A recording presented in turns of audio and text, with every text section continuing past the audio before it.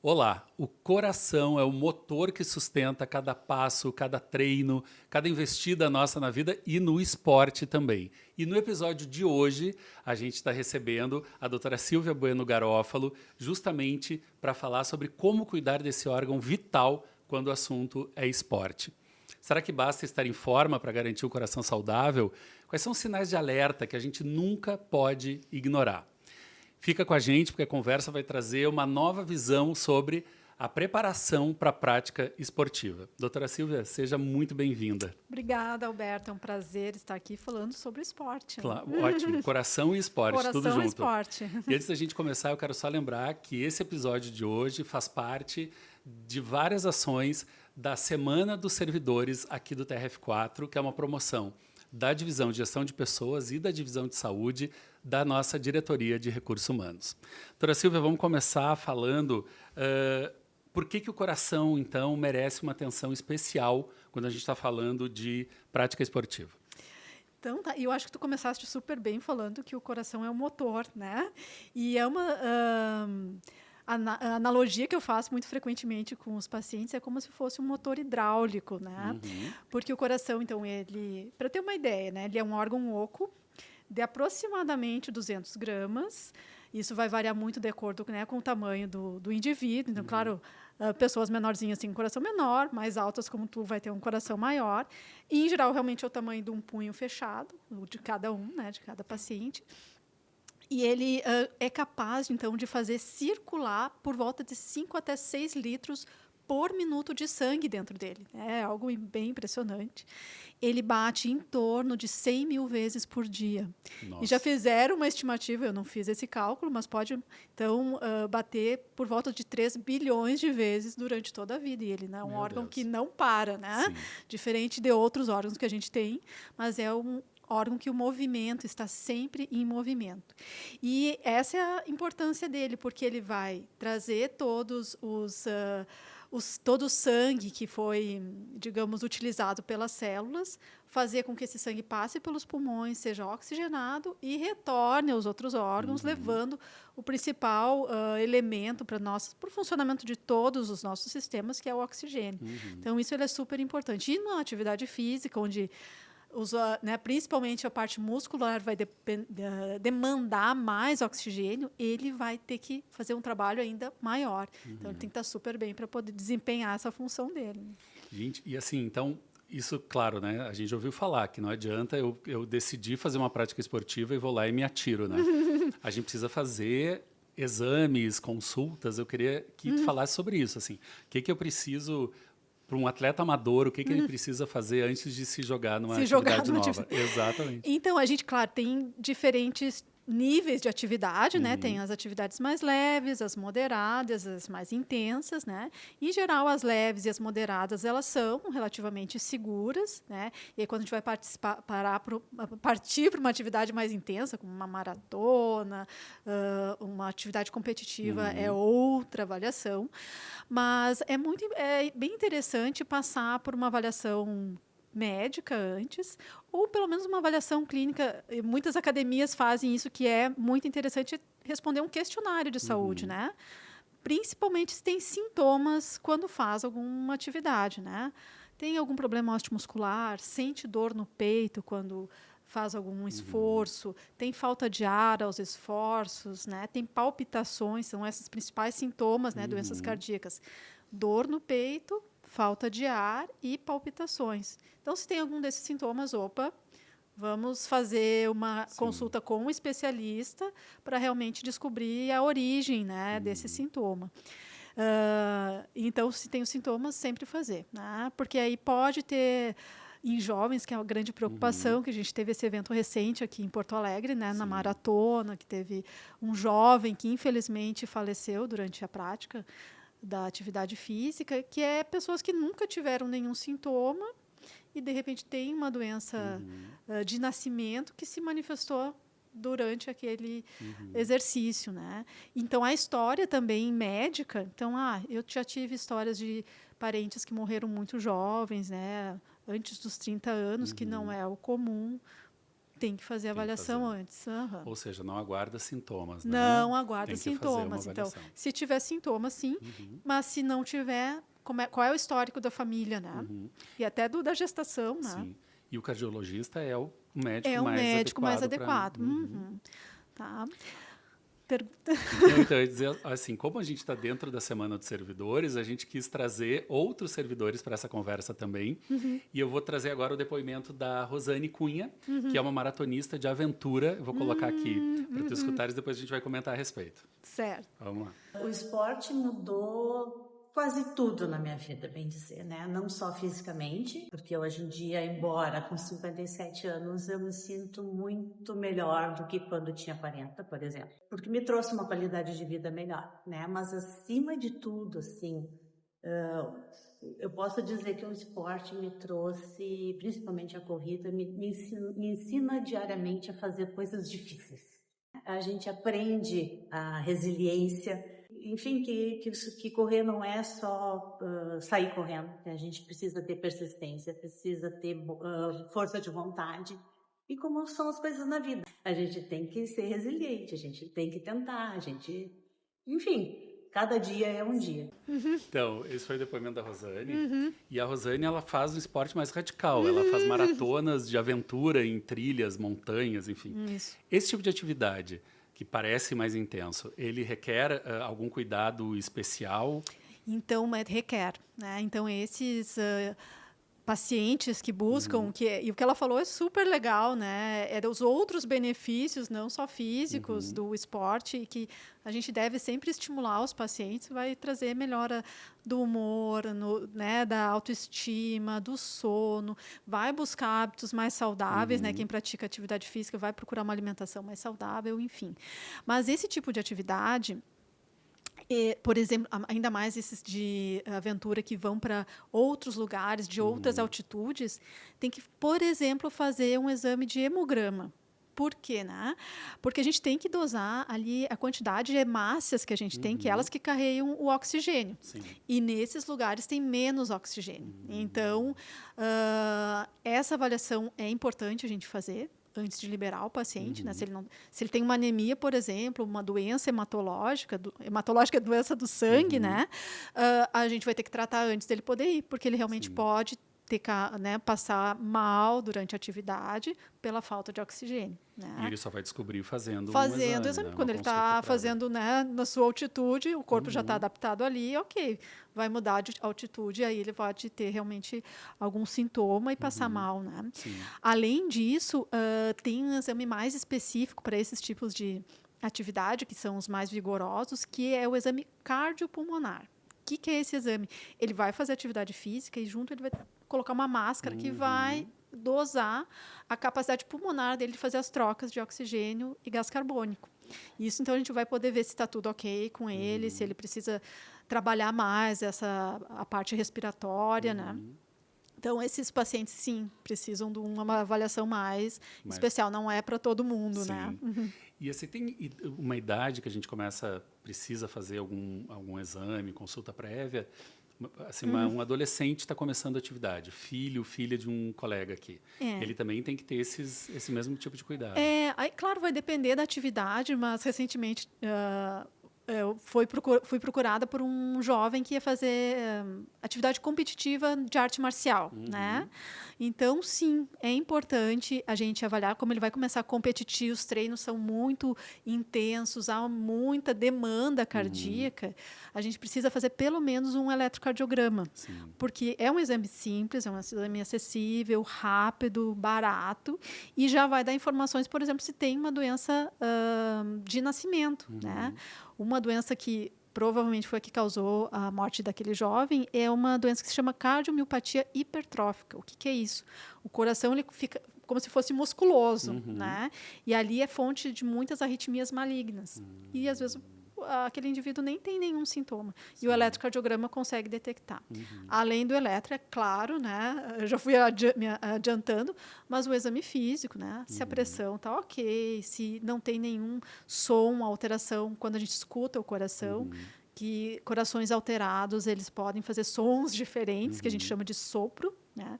Na verdade, nem tem nada de sopro, né? É um nome também equivocado, porque o sopro é o turbilhonamento do sangue nas estruturas do coração, que normalmente não tem. Mas se a gente escuta esse turbilhonamento, quer dizer que tem alguma coisa alterada. E assim, tu falou da prática mais extenuante. Como é que a gente sabe que o cansaço que a gente está sentindo depois da prática é o cansaço ok, esperado, ou não? Pode ser um cansaço que seja um sintoma. Tem várias escalas para graduar esse cansaço, né? Mas assim, o normal é a gente fazer o exercício moderado é aquele que a gente consegue, durante o exercício, a gente consegue falar. Fica meio ofegante, mas consegue. Já o vigoroso é aquele que passou do ponto, é aquele que não consegue falar 2 palavras seguidas, sem ter que respirar. Entendi. Então, esse é um sinal assim, mais fácil da gente identificar, né, que passou um pouquinho do ponto, né? Tem que ligar o alerta. Tem que ligar o alerta. Além disso, se a falta de ar, né, o cansaço vem junto com outros sintomas, tipo tontura, aí a dor no peito, palpitação, são sinais de alerta que não está legal, né? E que podem acontecer em qualquer idade, então. Pode acontecer em qualquer idade.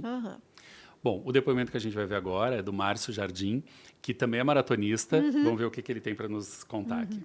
Faz mais ou menos uns 20 anos que eu comecei a corrida e há uns 5 anos atrás eu comecei a me dedicar a corridas de distâncias mais longas. Então comecei a correr maratonas e meia maratonas. A corrida, ela me alivia muito o estresse. Eu corro geralmente pela manhã, então eu tenho um rendimento muito bom no meu dia depois que eu corro. Eu sou hipertenso, eu tomava medicação para controlar a hipertensão. E com a corrida eu sou um hipertenso com hipertensão controlada sem medicação. Tenho controlado também a minha asma sem a ajuda de medicação.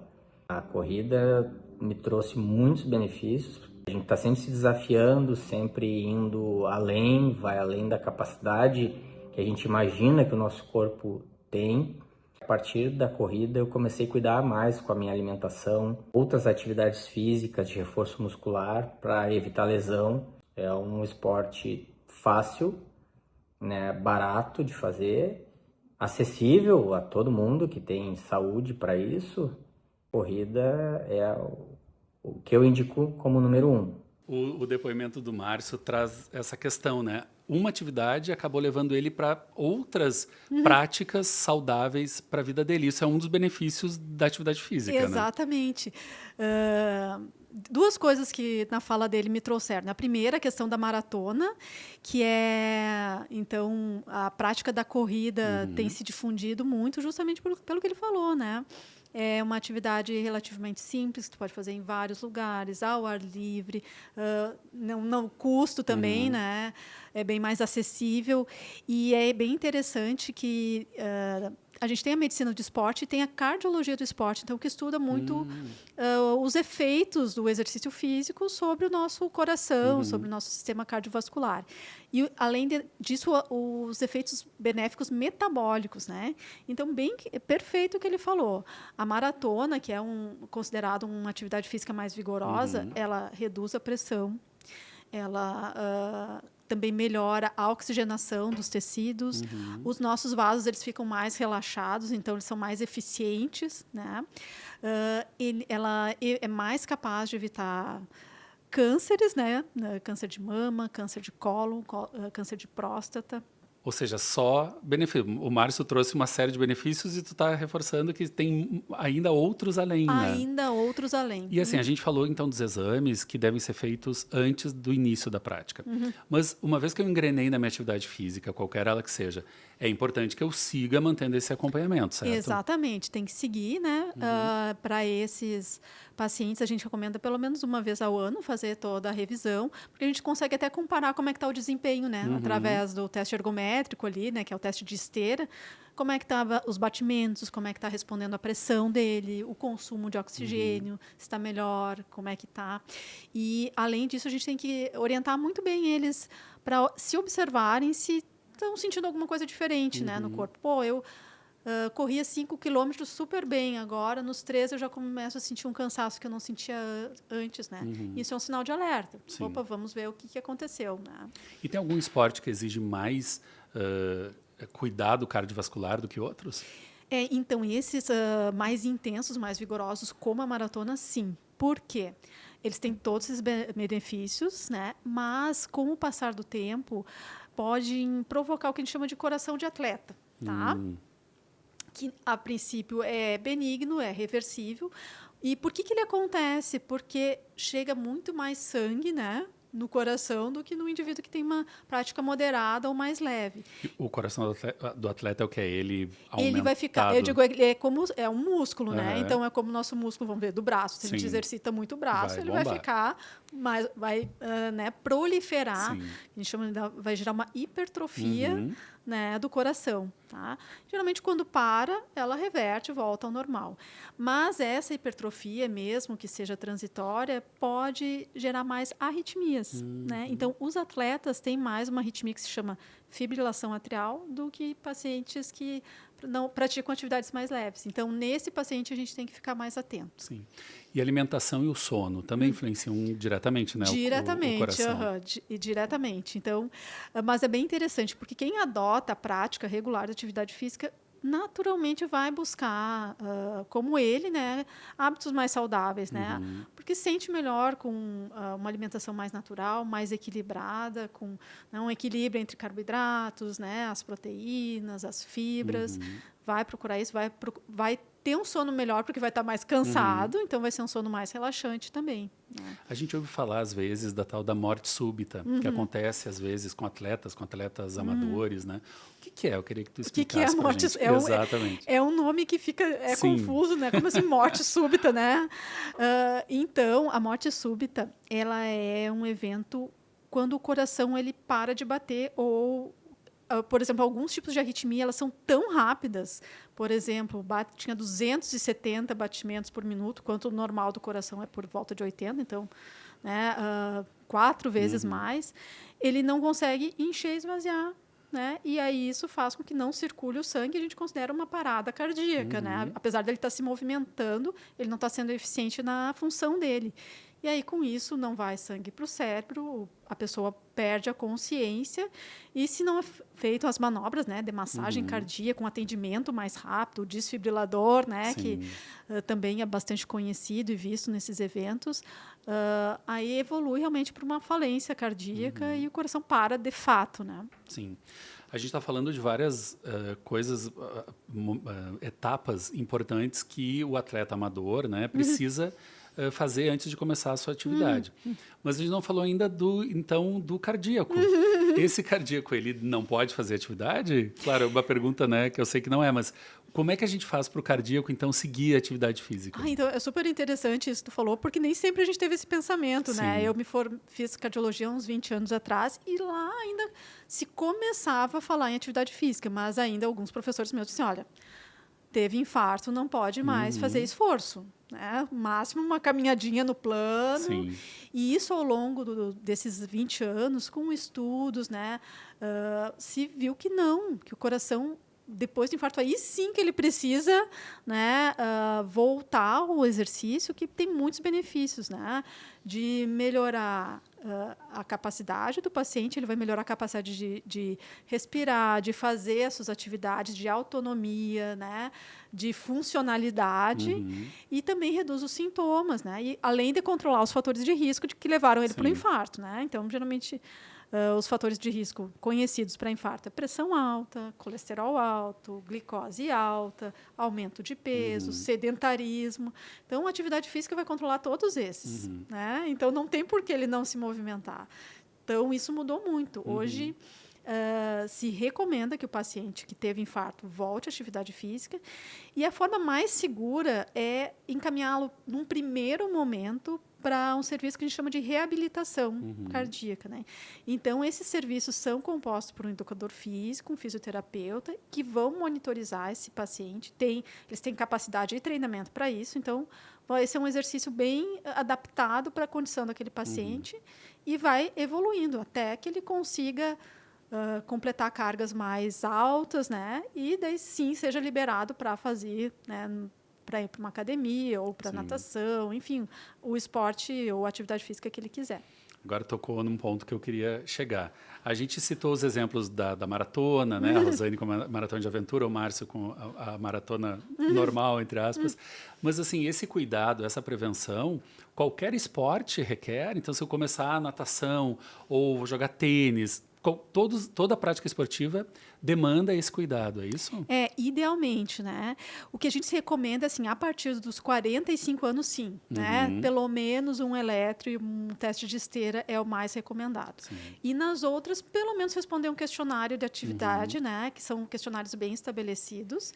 Então, o ideal é que essas academias, antes de liberarem o indivíduo para a prática de esporte, façam esse questionário e, se acharem necessário, que ele tenha uma avaliação médica, né? Então, esse é o ideal, né? Mas um eletro ali, no mais jovem, também não custa, Não isso? custa, embora, assim, isso é uma discussão que a gente tem ainda hoje, a obrigatoriedade do eletrocardiograma nas maratonas. Isso não é obrigatório, né? Não é uma exigência quando tu vai te inscrever para uma maratona, não é obrigatório. Basta só um atestado de liberação, né? Mas isso está sendo repensado pelos eventos, né? Justamente até para a segurança daquele indivíduo que vai fazer a maratona, né? Agora eu vou trazer o depoimento da Daiane Spácio, que é outra atividade física diferente. Vamos ver o que ela tem para nos dizer. Tá bom. A prática do yoga, eu acho que criou um espaço interno, assim, dentro de mim. As posturas, elas trazem uma flexibilidade, assim, e é como se eu ganhasse espaço interno, tanto no corpo como na mente, para acomodar melhor o estresse da vida. Às vezes a gente pensa assim, não aguento mais o estresse, mas às vezes o mundo de fora não vai mudar, eu preciso ver como eu faço para acomodar isso, assim, em mim. Aí o yoga traz presença e traz essa abertura, assim, que ajuda a gente, até na postura, assim, quando a gente vai entrar numa postura, a gente pensa, que difícil, não vou conseguir, e ali tu vai abrindo, vai criando espaço e tu sustenta aquele desconforto, tu aprende a sustentar o desconforto da vida, assim. Eu costumo dizer que o yoga é um treinamento para a vida, assim, porque me mostra que o sofrimento é um aspecto inevitável da vida e como eu posso fazer para acomodar isso. Então, por mais que tu tá cansado, tu pensa, não, mas com a energia que eu tenho não vai dar, eu mal consigo trabalhar. E aí tu vê, não, começa, porque a própria postura gera energia pro outro, para próxima. E no final eu sempre me sinto mais revitalizada, assim, eu nunca me arrependo de ter feito. Então, a Daiane traz essa questão da complexidade da atividade, né? Tanto corpo e mente unidos. E uma coisa que ela cita ali no finalzinho, que eu acho muito bacana, é que a própria atividade gera energia para seguir fazendo. Por que acontece isso? Quantas vezes a gente vai para a academia cansado, mas sai de lá disposto? Disposto, né? Então, a atividade física, ela vai liberar hormônios mesmo, né? A gente é movido por neurotransmissores de satisfação ou de relaxamento que muitos são liberados durante a prática, qualquer uma das práticas, né? Tanto a yoga, que é um pouco mais tranquila, quanto a maratona, quanto né, a de aventura. Ela vai liberar as endorfinas, que dão esse bem-estar. Então, a gente chega lá, né, chega para a atividade física, elas estão lá embaixo. À medida que a gente vai fazendo, além das endorfinas, todo o consumo a oxigenação, né, que a gente acaba se oxigenando mais, porque a nossa respiração fica mais acelerada, nossos batimentos ficam mais acelerados, né? E isso vai causar o bem-estar. E muito legal essa reflexão que ela faz de trazer o que acontece durante a prática da atividade física com o que acontece na nossa vida, né? Então, que a gente consegue, no meio do caos, no meio da dor, no meio da angústia, parar, respirar, prestar atenção naquilo que não, né, não está sendo legal e ajustar para isso. A gente consegue também transformar naquele momento que tu está estressado, tem um problema para resolver, tem uma situação difícil, para um pouquinho, ver por que é difícil para ti aquilo ali, como, né? Então o esporte também pode trazer a experiência que tu tem no esporte para o teu dia a dia, né? E vice-versa. E né? vice-versa, exatamente. Olha só, para a gente fechar aqui, já estamos chegando no final, doutora Silvia, que dicas práticas, assim, 3 dicas práticas para quem está na atividade melhorar o cuidado com o coração, para quem já está na prática? Então, siga na prática, estimular, né? Tem uma medida, assim, de pelo menos 150 minutos por semana de uma atividade moderada, e se faz uma atividade mais vigorosa, 75, né? E se está confortável, dá para dobrar essa meta, né? Se hidratar bastante, isso é bem importante até para os nossos músculos e para o coração manter o volume de sangue circulante, porque a gente vai suando e vai perdendo líquido, né? Então, a gente se cuidar com a hidratação. E, assim, eu queria também dar uma dica, cuidado com os suplementos, né? Só para aumentar a performance. Eu acho que não é só isso o esporte, né? O esporte traz mudança de estilo de vida mesmo. E tem esse suplemento, se for querer melhorar o seu rendimento, procurar realmente profissionais mais sérios que são acostumados, né, com esses suplementos. Sim, tem o suplemento e tem a automedicação. E a suplemento, automedicação, né? exatamente. Não prescrito por qualquer profissional, mas profissionais sérios que consigam acompanhar. Às vezes tem alguns suplementos que precisam exames periódicos para ver se está tudo bem, para ajustar a dose, né? Então, não se não ir atrás de treino, nem de sugestão de influenciador de rede social. Pode lá ter ideia na rede social, mas tenha um cuidado personalizado de acordo com as tuas condições de saúde, com os teus objetivos, com a tua motivação, né? Não se automedique, não tome nada fora, né, da alimentação balanceada. Doutora Silvia, muito obrigado, então, com essas dicas. Acho que todo mundo vai seguir com o coração faceiro. E é isso que a gente quer, né? A atividade física é essencial para a saúde. Muito bem, vamos lá, então. Obrigado, viu, doutora? Obrigada. Obrigado a vocês também que ficaram com a gente até agora. E vamos lá, vamos se cuidar.